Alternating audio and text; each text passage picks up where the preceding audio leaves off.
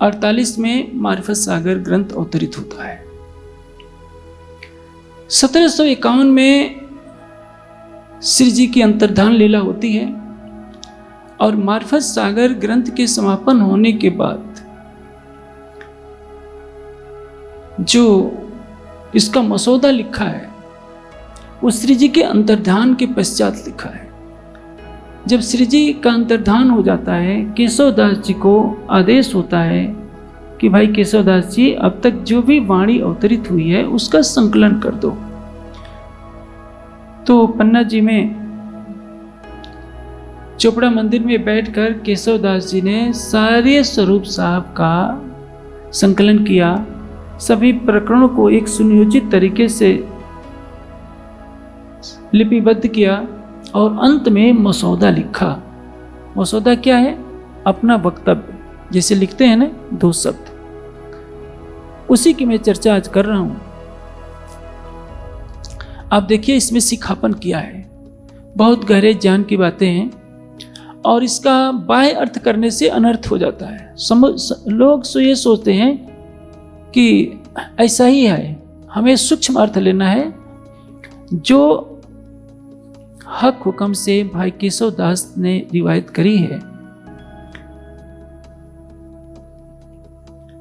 जो हादी ने जुबान मुबारक से 34 1034 फरमाई थी, सो यार मोमिनों ने इसके बाब 14 माफक अक्ल अपनी की गम दिल से बांधकर किताब तमाम करी। गम दिल से बांध के श्री जी का अंतर्धान हो चुका है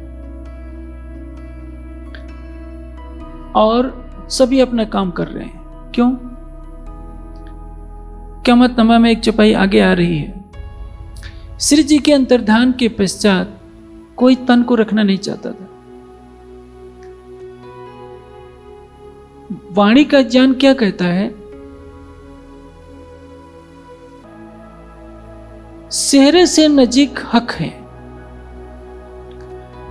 लेकिन यह पता परमधाम में भी नहीं था, ब्रज में भी पता नहीं था, रास में भी पता नहीं था। जब वाणी अवतरित होती है तब पता चलता है कि सेहरे से नजदीक हमारे प्रीतम हैं। इसमें इस प्रकरण की एक चौपाई बहुत ही महत्वपूर्ण है, मैं उसके बारे में बोलता हूं। तब हुआ रूहन का हक अर्श कलोब, याही हक अर्श में रूह नजरों मिले महबूब। जिसने इस चौपाई को समझ लिया उसने सब कुछ समझ लिया। तब हुआ रूहन का हक अर्श कलोब, हमारी आत्मा का हृदय कब धाम होगा? धाम तो है।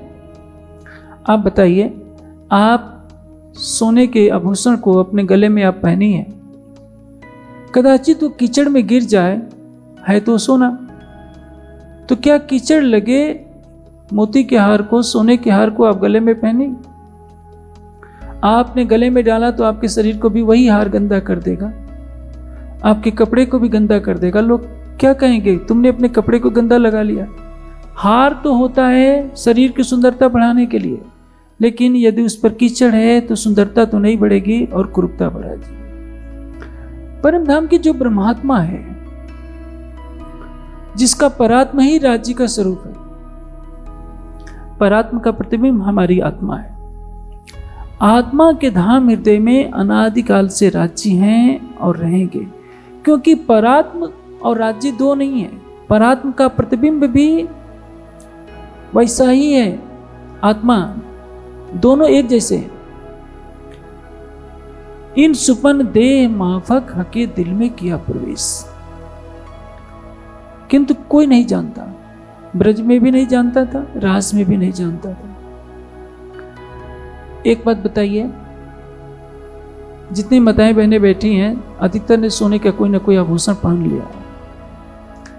आपने कान का आभूषण हो, नासिका का आभूषण हो, ये आभूषण यदि सोने की एक खान में कई टन सोने पड़ी है, रखा हुआ है मान लीजिए, और ये झगड़ा करने लगे कि देखो मैं अलग हूं और तुम अलग हो, तो सोने की खान क्या बोलेगी? हाँ, सही तो सकती है। वो इतना ही हंसेगी कि तुम बनी तो हो मेरे से ही, और मेरे से लड़ाई कर रही हो कि हम अलग हैं। यही बताना था।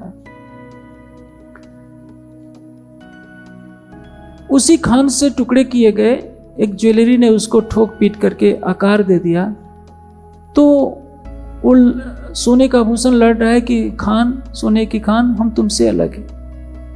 ये राजी बताना चाह रहे हैं तुम मुझसे अलग नहीं थे, मेरा ही तो हृदय तुम्हारे रूप में लीला कर रहा है।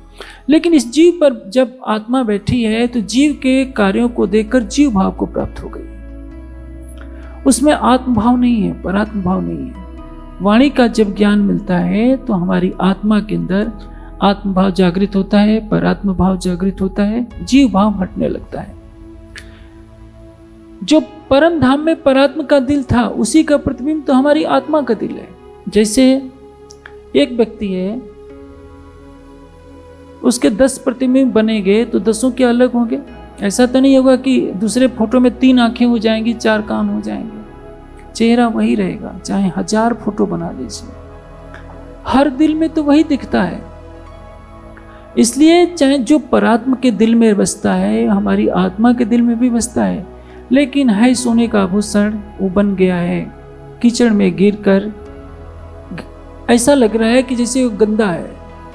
हमने जिसको श्रृंगार के लिए रखा था अब वो कुरूपता का प्रतीक बन गया है। बस इतनी सी बात है। तो हमें लगता है कि हमारी आत्मा के दिल में कहां से राज्य आएंगे। जब ज्ञान का प्रकाश मिल गया, अद्वैत संबंध को हमने समझ लिया, तो क्या करेंगे? यही हक अर्श में रूह नजरों मिले महबूब। अंतर्दृष्टि खोलना पड़ेगा। इन बाह्य आंखों से कोई लेना देना नहीं।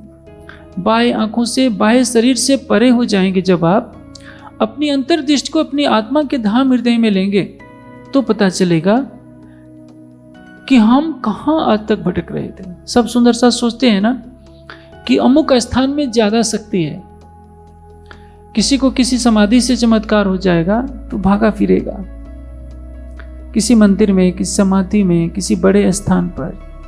जागृत अवस्था नहीं है कि हम सबसे अपने को परे कर लें और अपनी आत्मा के धाम हृदय में अपने प्राणेश्वर को देखें।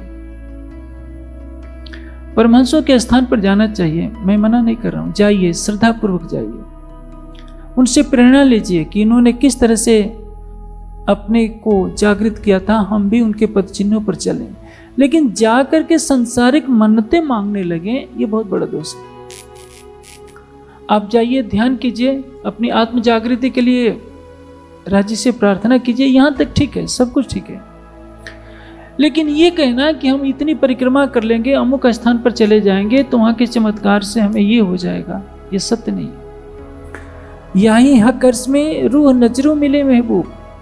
आत्मदृष्टि को खोलना होगा। आत्मदृष्टि से अपनी आत्मा के धाम हृदय में राज्य को पाना होगा। चाहे बसरी सूरत हो, मलकी सूरत हो, हकी सूरत हो। इंद्रावती जी को भी कब मिले? हफ्से में आत्मदृष्टि खुली, राज्य मिले।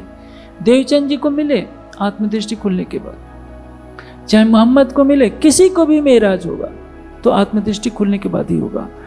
और उसी के लिए केशवदास जी महाराज ने अपने मसौदे में लिखा है, मैं आगे पढ़ता रहा हूं। माफक अकल अपने के गम दिल से बांध कर किताब तमाम करी। मां हृदय व्यथित है लेकिन करना तो पड़ेगा, क्योंकि श्री जी का आदेश है कि पूरे कुलजम स्वरूप की बाइंडिंग केशवदास जी आपको करनी है। आपने राज में एक प्रकरण पढ़ा होगा, मुझे वो बहुत प्रिय है। आनंदे रोता रमिए एम जेना ते कहिए लक्षण प्रेम।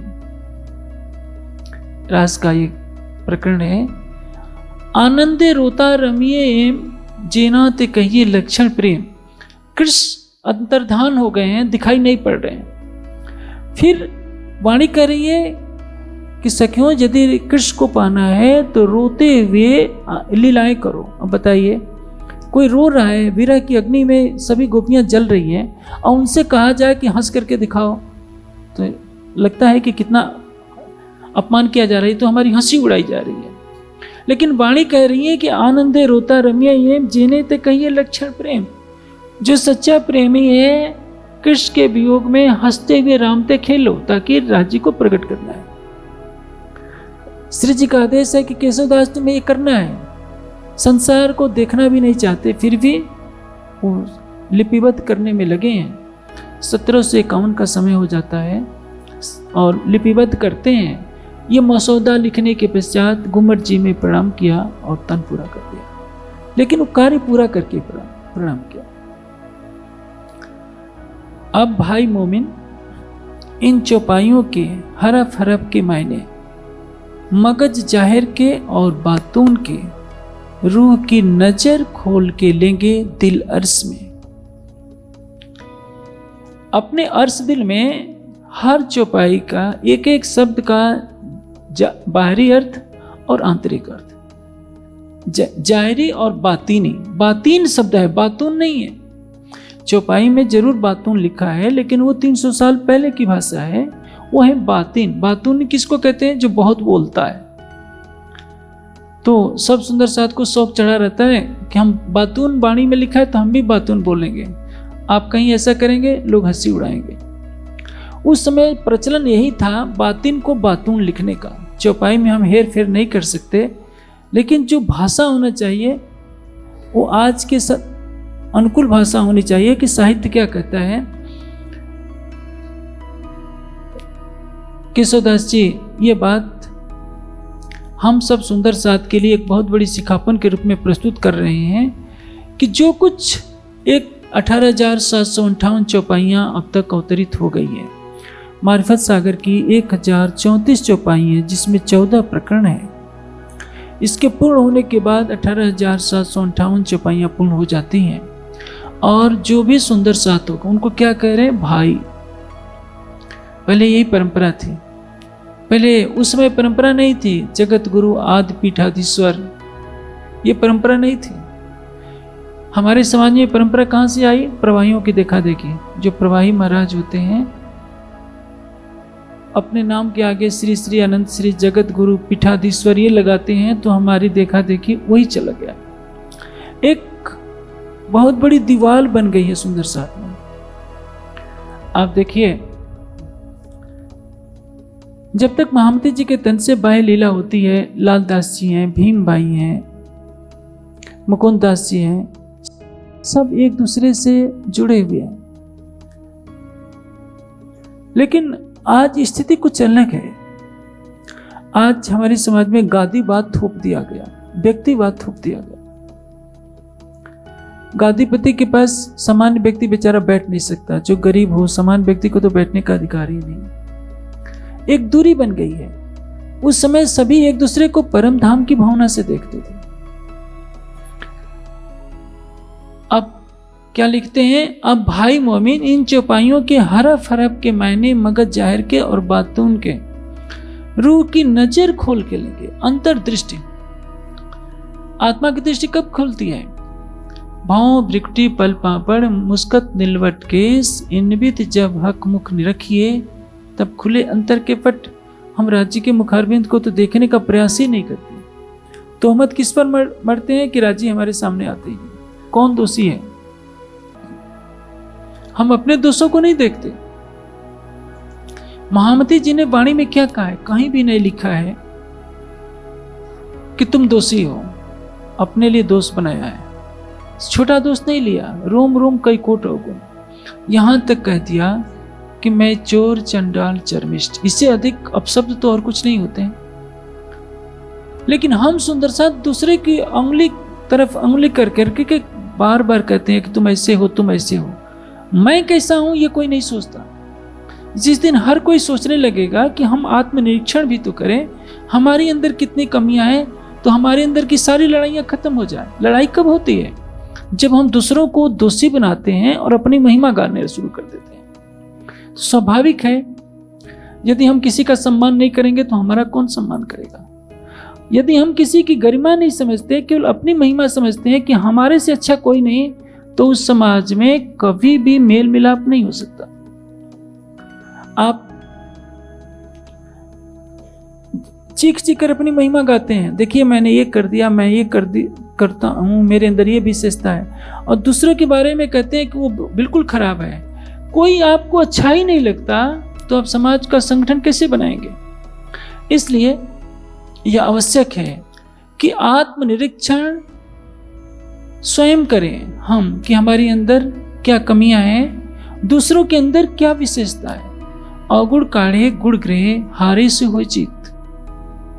दूसरों के गुणों को ग्रहण कीजिए और अपने अवगुणों को निकालिए।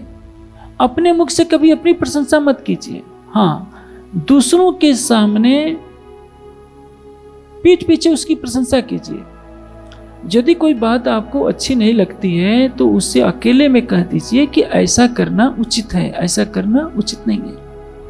लेकिन उसके सामने हाँ हाँ कहते रहे, पीठ पीछे कहते रहे कि तो बहुत खराब कर रहे हैं, तो क्या होगा? विघटन होगा। इसलिए सुंदर साथ को इस मसौदे से एक बहुत बड़ी बात लेनी होगी कि हमें अपनी आत्मदृष्टि को खोलना होगा।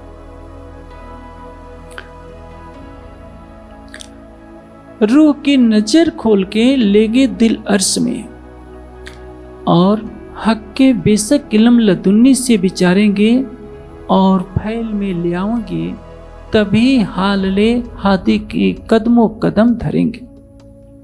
हाथी के कदमों कदम धरने का तात्पर्य, पहले तो हमें ब्रह्मवाणी का चिंतन करना है। ब्रह्मवाणी क्या कह रही है, इसको हमें आत्मसात करना है। आत्मसात करके उसको आचरण में लाना है। कौल कहते हैं कथनी को, हम वाणी का जाहिरी और बातिनी सारा जान समझ गए। जब तक उसको आचरण में नहीं लाएंगे, आप अभी दीपावली का त्यौहार बीता है, आप अपने घर में 5 किलो मिठाई खरीद कर रख लीजिए और उसको देखते रहिए, तो क्या होगा? खाइए कभी नहीं, 5 दिन के बाद मिठाई सारी फेंकनी पड़ेगी, क्योंकि आपने देखा है, खाया तो नहीं। खरीद कर लाने से क्या लाभ हुआ? वैसे ही आप वाणी पढ़ते हैं, पाठ कर जाते हैं, ये नहीं सोचते कि वाणी कह क्या रही है और हम कर क्या रहे हैं। जिस दिन वाणी के कथनों को आश्रय में लेने का प्रयास करेंगे, तभी तो वाणी के चिंतन की सार्थकता है। वही बात कह रहे हैं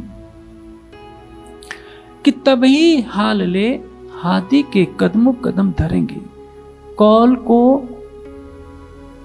फैल में ले आना, फैल माने आचरण। जब आचरण हमारा वाणी के अनुकूल होगा, हमारे हृदय में केवल प्रेम होगा, घृणा नहीं। घृणा के संस्कारों को हटा दीजिए, नकारात्मक विचारों को हटा दीजिए।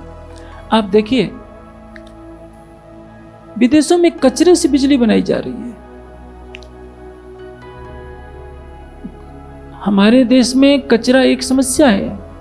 जर्मनी हो या अन्य कई, ब्राजील है, सब में कचरे से बिजली बनाई जा रही है। यदि कचरा जिससे बदबू आती है बिजली दे सकता है, तो हम किसी व्यक्ति की अच्छाई को सकारात्मक भाव से प्रयोग क्यों नहीं कर सकते?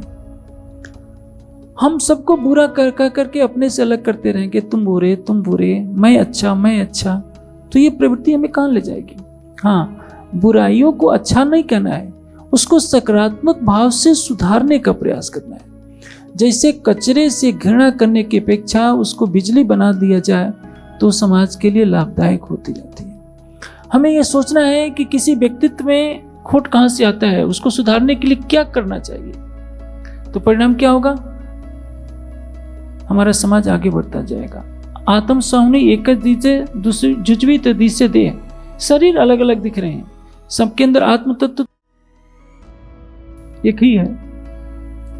आज आप जिससे घृणा कर रहे हैं, आप सोचिए उसके अंदर परम धाम की आत्मा है। जब परात्मा में जागृत होंगे, वही आत्मा सामने होगी, तो आप मुंह क्या दिखाएंगे? आप किससे घृणा कर रहे हैं?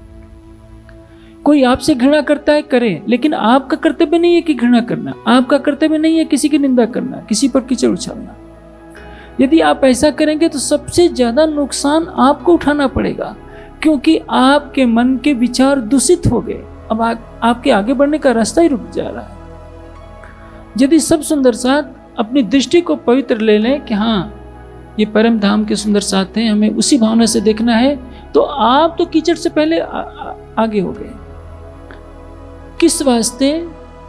कि आखिर के मोमिन आकल हैं और हिदायत हक की लई है। सब सुंदर साथ से क्या आशा की जा रही है कि महामती जी ने जो रास्ता चलकर दिखाया है, सबको उसी रास्ते पर चलना है, क्योंकि आप परम धाम के सुंदर साथ हैं। हिदायत हक की लई है का अर्थ क्या होता है? हिदायत का अर्थ होता है निर्देश। राज्य ने वाणी में जो कहा है वही आदेश है। राज्य कहते हैं कि घृणा न करो, प्यार करे माहो माहे, वास्ते प्यार कसम, सब सुंदर साथ परम धाम के दृष्टिकोण से प्रेम करें। हम आत्मा के स्वरूप हैं, चाहे पुरुष का तन हो, स्त्री का तन हो, बच्चा हो, बूढ़ा हो, सब में आत्मिक भावना से प्रेम कीजिए। संसार के रिश्तों को मत पालिए। संसार के रिश्तों को पालेंगे तो कहीं ना कहीं विकार पैदा हो जाएगा। परम धाम की आत्मिक दृष्टि से संबंध रखेंगे, बच्चा हो, बूढ़ा हो, सब में आत्मीयता का भाव रखेंगे तो एक पवित्र प्रेम बहेगा और इसमें कोई विकार नहीं आएगा। सब विविधों कामिल हैं जिनके दिल अर्श में सूरत खुदाई की उगी है, और एक कलाम भी हादी ने मोमिनों को कहे हैं। सबसे बड़ी बात क्या लिखी है? सुंदर साथ की विशेषता क्या बताया? जिनके हृदय में दिल अर्श में सूरत खुदाई की उगी है। उस समय एक भी सुंदर साथ ऐसा नहीं था जो चितवनी न करता हो और जिसने अपनी आत्मा के धाम हृदय में राज्य को न देखा हो। आप सोचिए किस दावे से भाई केशव दास जी ये बात कह रहे हैं कि जिनके दिल अर्श में सूरत खुदाई की उगी है और एक कलाम भी हादी ने मोमिनों को कहे हैं। ये वाणी किसके लिए कही गई है? सुंदर साथ के लिए। किसने कही है? जो हमें जगाना आया है। उनकी विशेषता क्या है? दिल अर्श में खुदा की सूरत उगी है। ऊपर तले अर्श ने कहिया, अर्श कहिया मोमिन कलूब। अभी आपको मैंने चौपाई बताई थी कि यही हक अर्श में रूह नजरों मिले महबूब। राज्य को पाने के लिए भागने की आवश्यकता नहीं है। हाँ, जहां से ज्ञान का प्रकाश मिलता है वहां अवश्य जाइए। परम धाम की चितवनी का मार्ग मिलता है वहां अवश्य जाइए। आप देखिए, आपको वाणी चर्चा मिल रही है तो आप यहीं बैठे बैठे परम धाम के 25 पक्षों में घूम रहे हैं। आपका यही हाथ है, यही पैर है, यही मस्तिष्क है। आपको वाणी देखने को भी न मिले, कुछ हृदय में ज्ञान का प्रकाश न मिले तो आप क्या कर रहे होते? संभव है आप भी शालिग्राम को, शिवलिंग को परमात्मा मानकर सिर पटकते हैं। आप भी पेड़ पौधों को, नदियों को परमात्मा मान करके पूजा करते हैं। हरिद्वार में जाइए, आरती हो रही होगी। गंगा पवित्र नदी है लेकिन है तो जल ही। शालिग्राम क्या है? नदी में बहता हुआ पत्थर ही तो है। अब जो वैष्णव होंगे वो कहेंगे कि यही हमारे भगवान है। तुलसी के पत्ता लाएंगे और कहेंगे कि हम भोग लगा रहे हैं। कोई सावन के महीने में होता है, बेचारे हिंदू क्या करते हैं? शिवलिंग के ऊपर पानी गिराते हैं, सोचते हैं कि यही हमारी भक्ति है। उनको कौन समझाएगा कि ये परमात्मा नहीं है? और आपको तो परम धाम की ब्रह्मवाणी दी गई है। किस लिए? कि आप इस ब्रह्मवाणी से स्वयं को जानिए, अपने प्राणेश्वर को जानिए और उससे प्रेम कीजिए।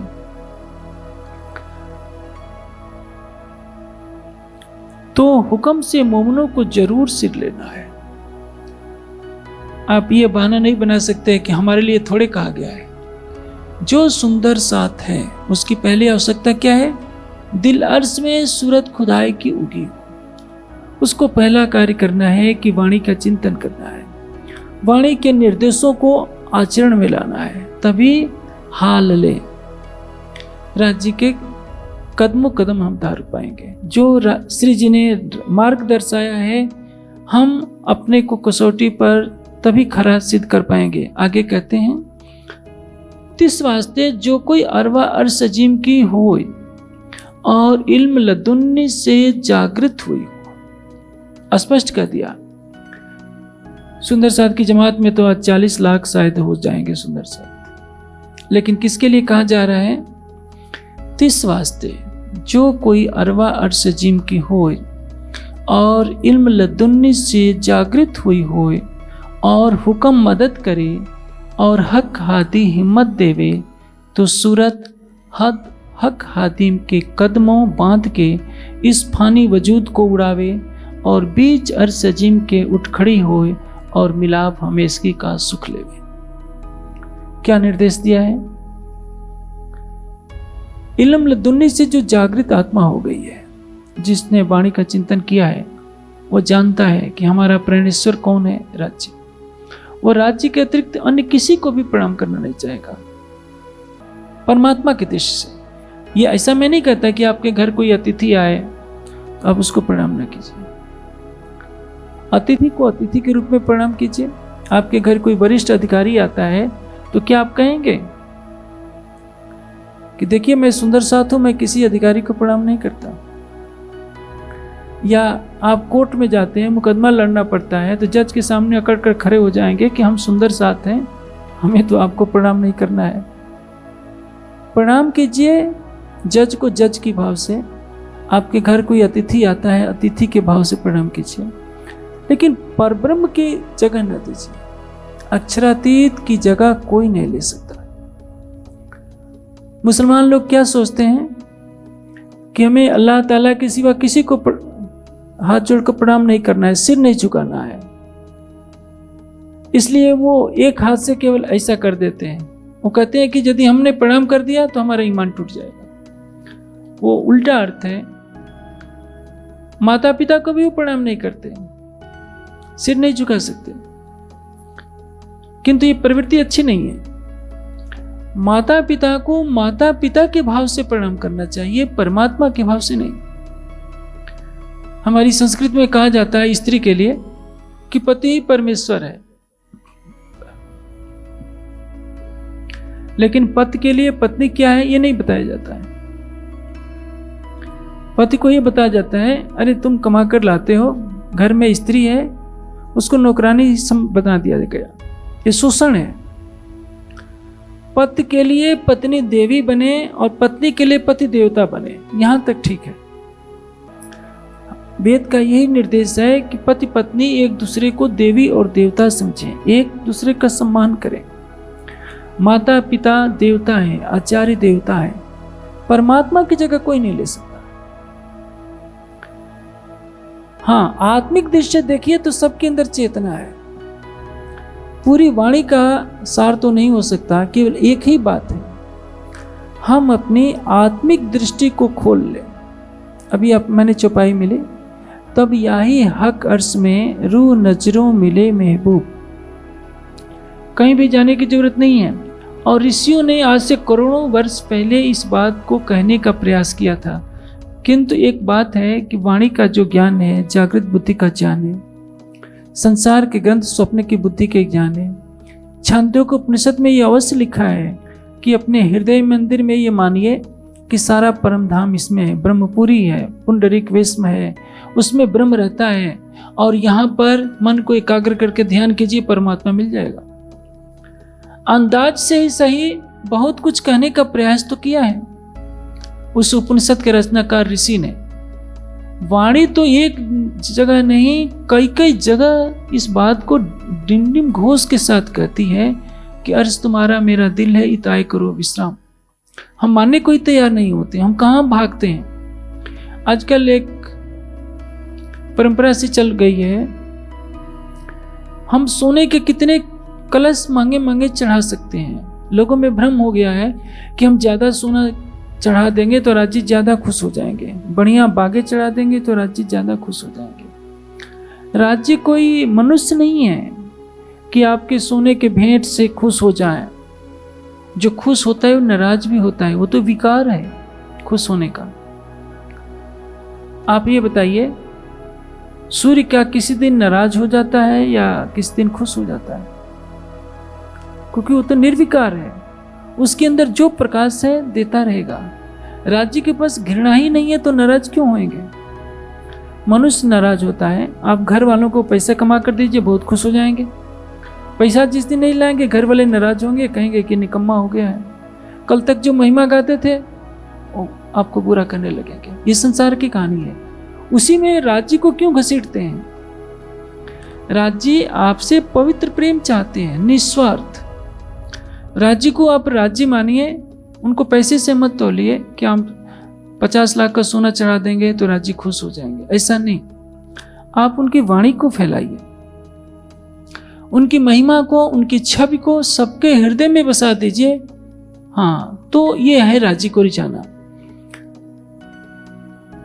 आगे कह रहे हैं, तिस वास्ते जो कोई अरवा अर्श जिम की हो और इल्म लदुन्नी से जागृत हुई हो और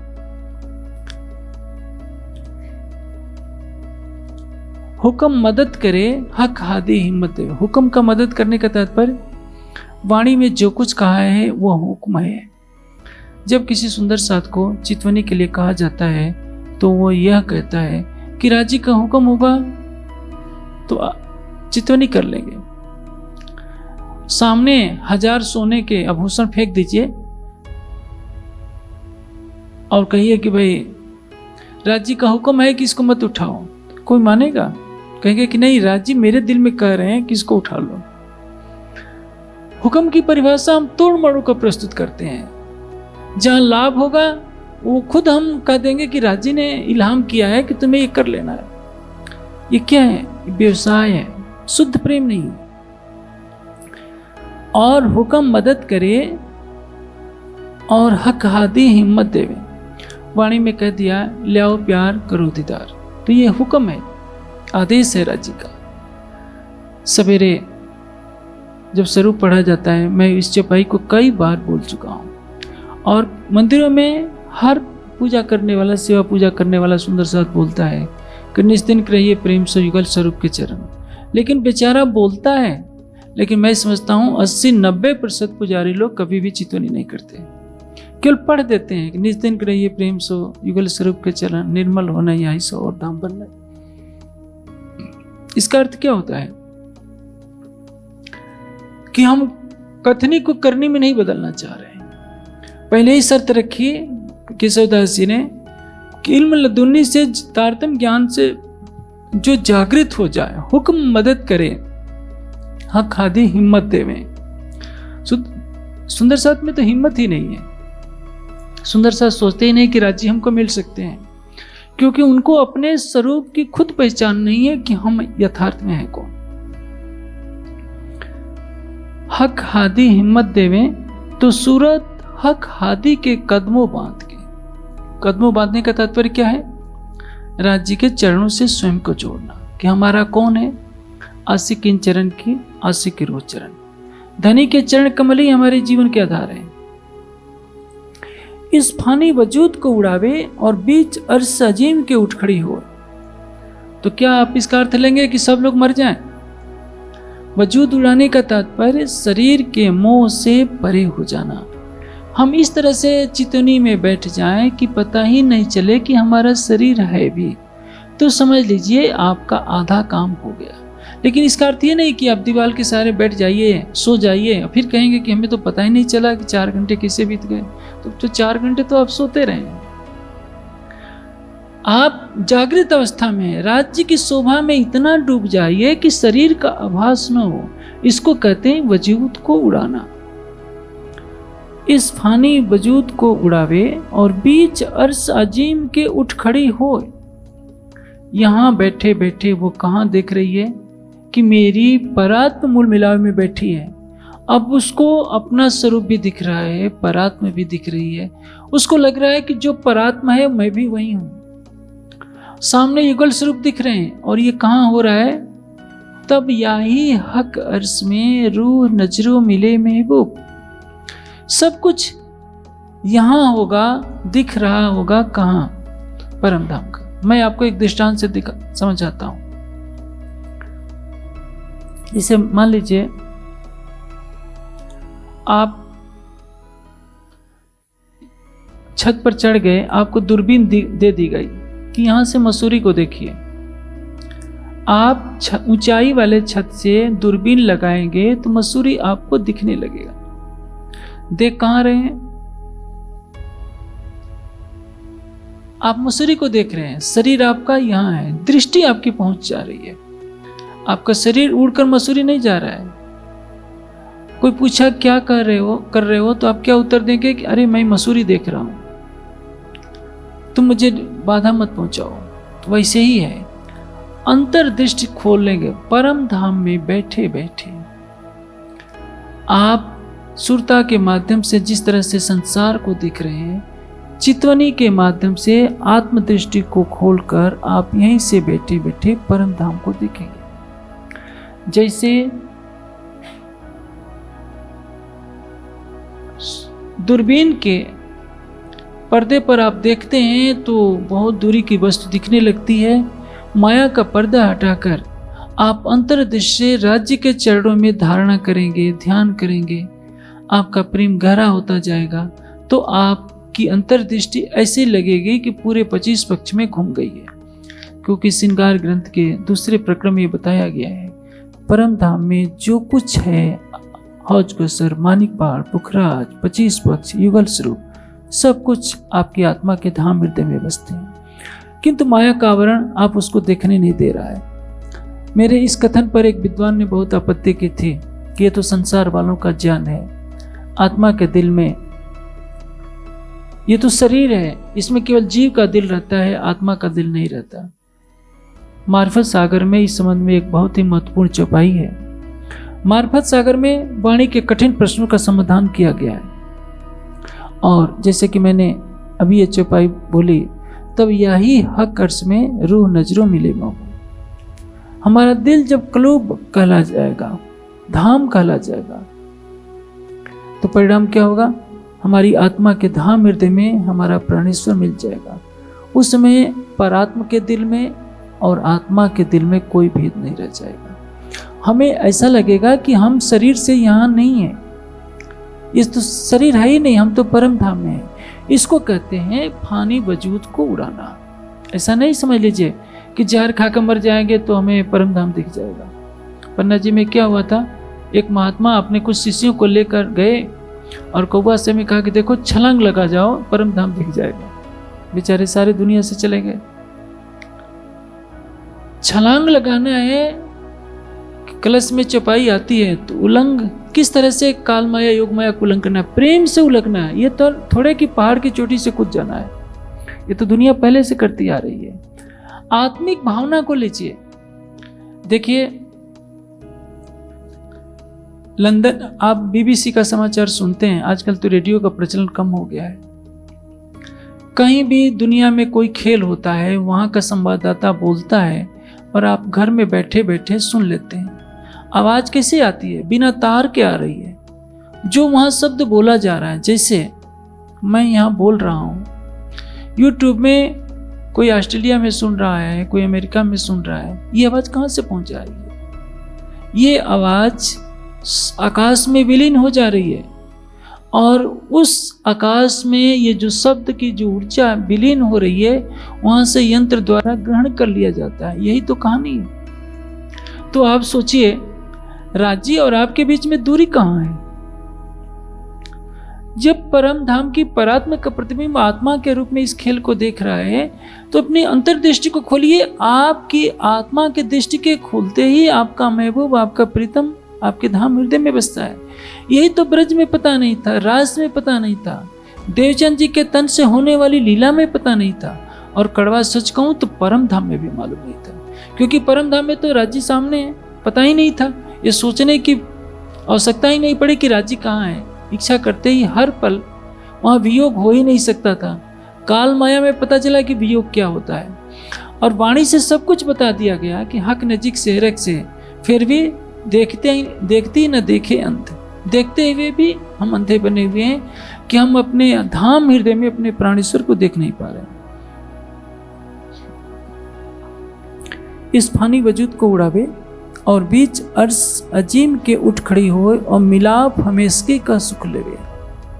मिलाप हमेशगी का सुख लेने का तात्पर्य है यहीं बैठे बैठे परम धाम को देखना। हम ये समझे कि हम तो माया में गए ही नहीं, हम तो यहीं बैठे हैं। ये बहुत बड़ी उपलब्धि है और चितवनी की दृष्टि। कितेक यारों को लेके आप अर्श सिधारे, और अपने जो तन हैं तिनको बुलाते हैं। इसका उल्टा अर्थ लगा लिया जाता है कि कुछ सुंदर साथ को लेकर राज्य चले गए हैं और उनको बुला रहे हैं कि तुम भी आ जाओ।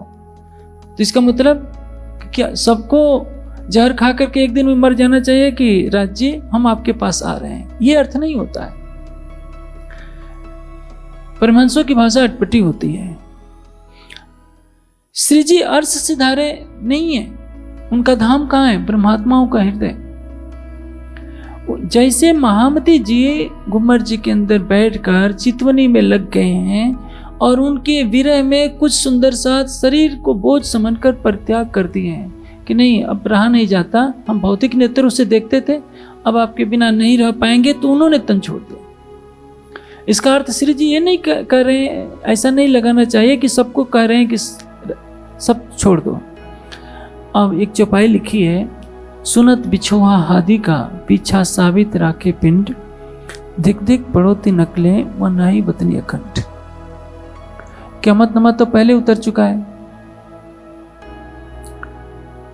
और मारिफत सागर की वाणी बाद में उतरी है। मारिफत सागर में क़यामत नमा का उदाहरण दिया जा रहा है। ये मसौदा 1751 में लिखा गया था, आगे बता भी रहे हैं। इसका अर्थ क्या होता है? सुनत बिछोहा हादी का पीछे साबित राखे पिन।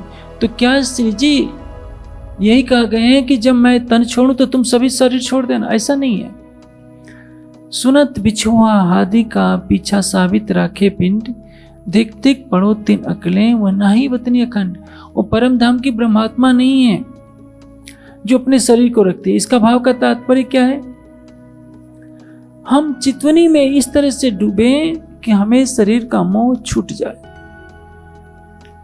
अभी सुंदर साथ की स्थिति क्या है? सुंदर साथ में लड़ाई क्यों होती है?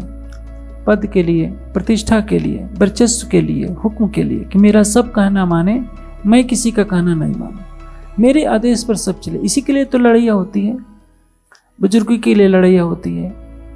लेकिन राज्य क्या कहते हैं कि ये सब कुछ माया है, जिसके लिए हम लड़ते हैं वो तो माया है। हम राज्य के प्रेम में इतने डूब जाएं कि हम ये सारा संसार फीका लगे। हम शरीर की महिमा कराना चाहते हैं। कोई सेवा देगा तो पहले कहेगा कि हमारा नाम लिखा गया है कि नहीं, हमारा सम्मान हुआ कि नहीं। सम्मान तो मिल जाएगा, नाम लिख दिया जाएगा, लेकिन आपका प्रेम तो कलंकित हो गया ना। हम संसार में रहकर राज्य से प्रेम कम करते हैं, संसार के पीछे भागते हैं। इसको कहते हैं पिंड को रखना। जब हमें इससे कोई मोह ही नहीं रह गया तो हम शरीर रहते हुए ही मर गए हैं। जो पहले आप मुर्दे हुए तिन दूनी करी मुर्दार। शरीर है, मन नहीं है। जब तक मन जिंदा है आपका शरीर छूट भी जाता है, लेकिन मन नहीं मरा तो आप जिंदे हैं। और मन मर गया, शरीर भले ही जिंदा है, वो खेले प्रेमे पार पियासो देखन को तन सागर पाए। उसके लिए पिंड ब्रह्मांड नहीं रहता। लगी वाली कुछ और न देखे, पिंड ब्रह्मांड व कोहरी नहीं। लग जाए तब तो, लगी ही नहीं है। हमारी किससे लगी है सबको मालूम है। लगी वाली कुछ और न देखे। जिसकी लगन राज्य से लग जाएगी उसको संसार नहीं दिखेगा। आप देखिए, कहना नहीं चाहिए लेकिन मैं कह दे रहा हूं, सरकार श्री के अंतर्धान के पश्चात हमारे कई सुंदर साथ धाम चले गए इस 20 वर्षों के अंतराल में। लेकिन पूछा जाए वो क्या ले गए अपने साथ, किसके लिए लड़ते रहे? और जो बचे हैं वो उनको भी एक दिन धाम जाना ही है। कोई अपने साथ कुछ लेकर नहीं जाएगा, लेकिन इतनी सी समझ आ जाए कि हम लेकर तो जाएंगे नहीं, न पद प्रतिष्ठा लेकर जाएंगे, न किसी आश्रम की ईंटें लेकर जाएंगे। लेकिन लड़ाई क्यों कर रहे हैं? जो नश्वर है उसके लिए लड़ रहे हैं। और सबके हृदय में जो बसता है हम उसको देखकर आंखें मूंद लेते हैं, उसकी शकल भी देखना नहीं चाहते, घृणा से मुंह फेर लेते हैं। हम कौन सी रहनी अपना रहे हैं? दूसरों को तो उपदेश देंगे, रहनी नहीं है, रहनी नहीं है। हमारी अपनी रहनी क्या है कि दूसरों को देखकर हम घृणा से मुंह फेर लेते हैं। आप सोचिए, किसी से घृणा करना एक बहुत बड़ा अपराध है।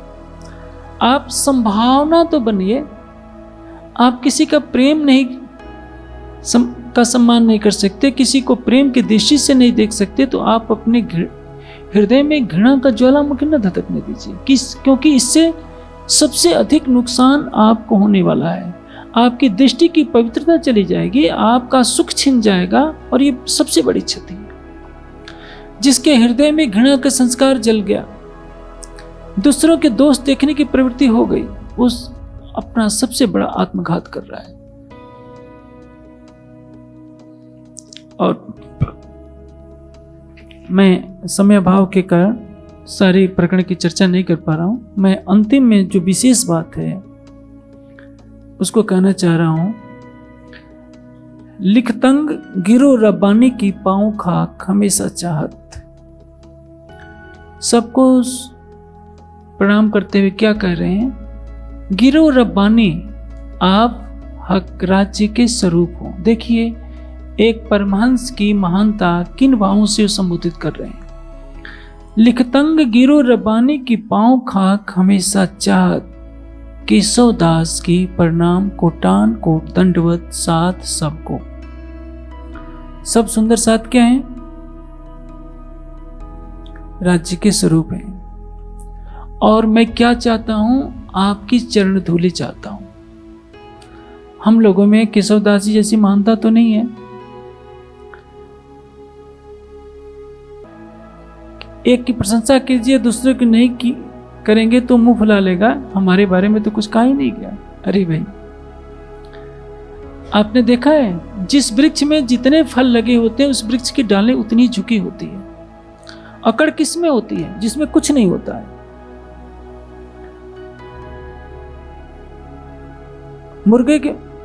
मुर्गे में कितना किलो मांस होता है, लेकिन देखिए उसकी गर्दन हमेशा अकड़ी रहती है। एक पत्थर का ढेला मार दिया तो गिर जाएगा, लेकिन हाथी है, देखिए सिर नीचा करके चलता है। हाथी बड़े से बड़े जानवर को सूंड में लपेट कर फेंक देगा, लेकिन कभी भी अकड़ कर नहीं चलता है। वो परमहंस हैं, क्या कह रहे हैं? लिखतंग गिरो रब्बानी की पांव खाक हमेशा चाहत, केशव दास की प्रणाम कोटान कोट दंडवत साथ सबको अवधार जो जी। मैं सब सुंदर साथ को करोड़ों बार दंडवत प्रणाम कर रहा हूं। आप राज्य के स्वरूप हो और मेरे इस प्रणाम को स्वीकार कीजिए। प्रीत की रीत सो झांझा स्नेह प्यार से। प्रीत कहाँ की? परम धाम की। मैं भी परम धाम की ब्रह्मात्मा हूं, आप भी परम धाम की ब्रह्मात्मा है, और इस नाते मैं आपके चरणों में करोड़ों बार दंडवत प्रणाम करता हूं। मेरे इस प्रणाम को स्वीकार कीजिए। मैं सोचता हूं केवल इस मसौदे की अंतिम पंक्ति को कोई सुंदर साथ समझ जाए कि केशव दास जी ने सब सुंदर साथ को किस भावना से प्रणाम किया है, तो सारा समाज एक दिन में झंडे के नीचे आ जाएगा। कोई राग द्वेष नहीं रहेगा, लेकिन हर कोई अपनी महिमा कराना चाहता है। केवल महिमा ही तो सबसे बड़ी बुरी बला है। अपनी विशिष्टता बताना, दूसरे के अवगुण ढूंढने में सारा 40 लाख का सुंदर साथ लगा है। इसलिए हमारे कहीं भी कार्यक्रम होते हैं, बड़े बड़े स्थानों पर कार्यक्रम होते हैं, अलग अलग ग्रुप दिखाई देते हैं, कोई किसी को आत्मिक दृष्टि से नहीं देखता। और जानते हैं हमारे और राज्य के बीच में सबसे बड़ा माया का पर्दा क्या है? केवल अहंकार का पर्दा है। चाहे शरीर का अहंकार हो, धन का अहंकार हो, पद प्रतिष्ठा का अहंकार हो, जिसने इस अहंकार की दीवार को तोड़ दिया। कल मैंने चर्चा में कहा था कि जिसने इंसा अल्लाह ताला कह दिया कि राज्य चाहे तो तुरंत दीवार टूट जाएगी माया की, शरीर से परे हो जाएंगे, संसार से परे हो जाएंगे। जो कह रहे हैं कि हम इंसा अल्लाह ताला कहने वाले हैं, राज्य हुक्म तो कहते हैं, राज्य का हुक्म होगा तो हो जाएगा, लेकिन जहाँ हम छोड़ना होता है, कोई ये नहीं कहता कि राज्य के हुक्म से चलिए मैं ये कर दूंगा। वहाँ अकड़ कर खड़ा हो जाता है कि नहीं, जो मैं कह रहा हूँ वही होना चाहिए। यही तो सबसे बड़ी चतुराई है, और ये चतुराई हमारे लिए खतरा बन रही है। सब कुछ छोड़कर एक सिखापन ले लिया जाए हर सुंदर साथ के द्वारा कि केशव दास जी ने किस विनम्रता के भाव से प्रणाम किया है कि कोटान कोट दंडवत साथ सबको अवधार जो जी। प्रीत की रीत सो झांझा स्नेह प्यार से।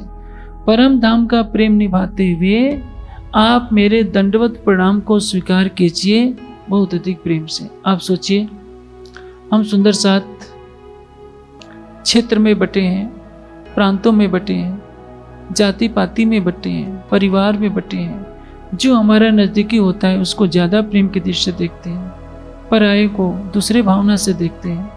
हम परम धाम की भावना में डूब जाएं, सबको आत्मिक दृष्टि से प्रेम करें, तो आज राधा स्वामी मत का कार्यक्रम होता है, देखिए उनके यहाँ कई लाख इकट्ठे हो जाते हैं। क्यों?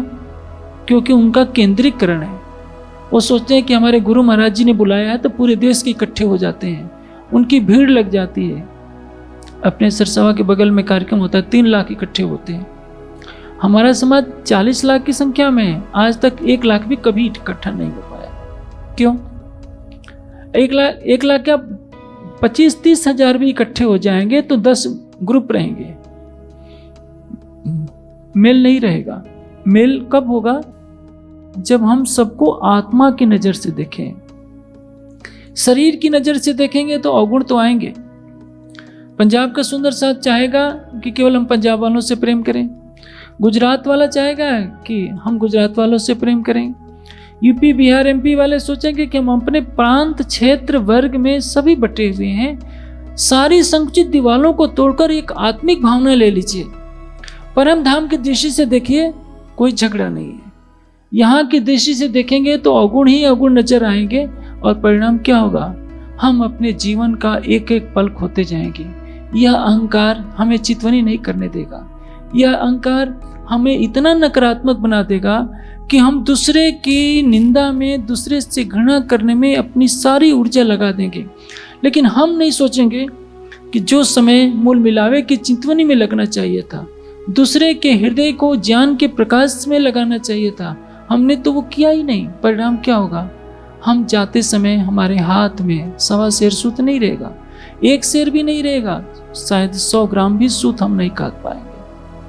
सूत काटने का मतलब ये, मैं सूत नहीं कह रहा हूँ, प्रेम का सूत। आपने राज्य को कितना रिझाया है, आपने राज्य के प्रेम में कितना अपना समर्पण किया है। इसलिए केशवदास जी का ये मसौदा आज उनके कारण संकलित रूप में हमें वाणी मिली है। जिसने संकलन किया है कितनी विनम्रता से कह रहा है कि परम धाम के सुंदर साथ आपके चरणों में मैं कोटान कोट करोड़ों बार दंडवत प्रणाम करता हूँ। आप सोचिए कि हमारे अंदर कभी विनम्रता आई है? हम तो बच करके चले जाते हैं। मैं एक शहर का नाम नहीं लूंगा, मैं रतनपुरी में था, मैं दृष्टांत सुनाता हूँ। सेतिया जी बुजुर्ग व्यक्ति हैं, वो आश्रम के प्रबंधक थे। मैं अपने कमरे से दृश्य देख रहा था।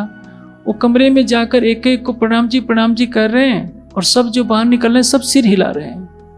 वो बेचारे 65 साल से ऊपर के व्यक्ति सबको हाथ जोड़ रहे हैं। जो 20-25 साल वाले हैं वो भी सिर हिला रहे हैं। मैं उस शहर की महिमा जानता हूँ कि उस शहर वाले हाथ जोड़ने में अपमान समझते हैं। मैंने दूर से ही कह दिया कि उस शहर के आए हैं क्या? हंसने लगे। वो समझते थे कि इस शहर के लोग कभी किसी को प्रणाम के बदले हाथ जोड़कर उत्तर नहीं दे सकते। आप सोचिए ये अहंग कितने समय तक रहेगा? यदि सुंदर साथ आज सरकार श्री का धाम गमन का भी समय है, आज की तिथि में उन्होंने पंचभौतिक तन को छोड़ा था। और केशवदास जी ने जब ये मसौदा भी लिखा है तो श्री जी के अंतर्धान लीला के कुछ दिनों के बाद लिखा है। गुमर में इस स्वरूप साहब को उन्होंने रखा, जिल्द बनाकर चरणों में प्रणाम किया और प्रणाम करते ही शरीर छोड़ दिया। केवल इस कार्य के लिए केशवदास जी ने अपना तन रखा था कि जिस दिन स्वरूप साहब को मैं लिपिबद्ध करके और गुमर जी में पधरा दूंगा, उतने समय के लिए शरीर है।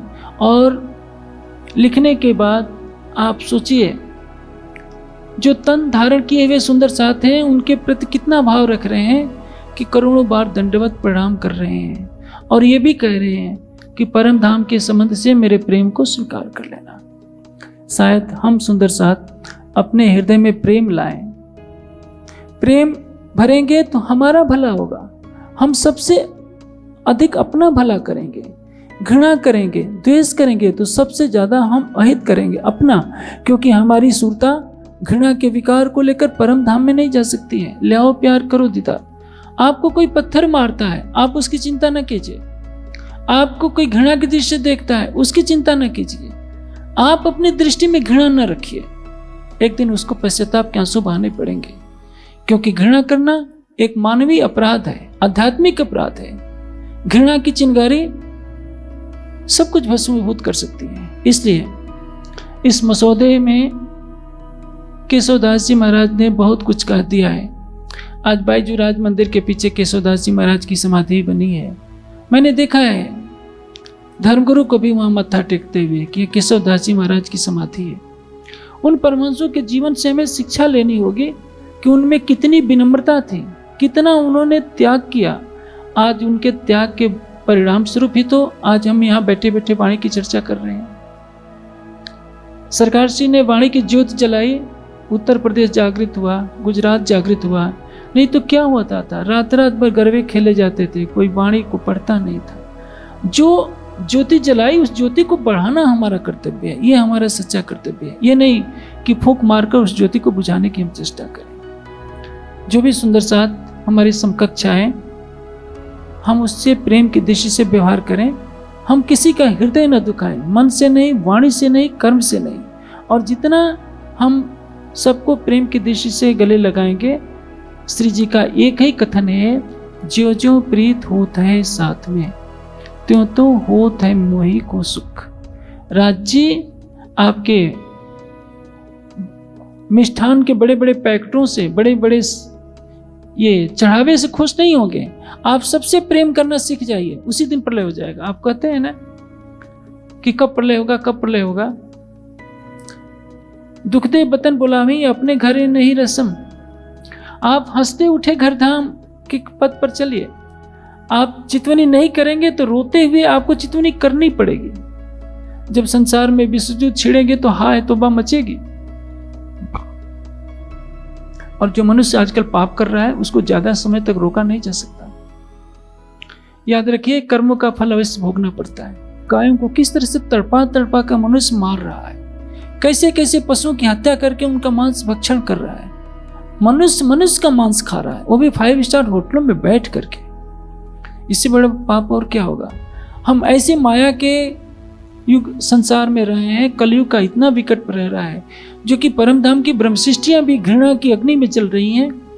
तो ये दुखदायी बात है। मैं आशा करूंगा कि इस मसौदे से हम बहुत कुछ प्रेरणा लेंगे और उसको जीवन में चरितार्थ करने का प्रयास करेंगे। प्रणाम जी।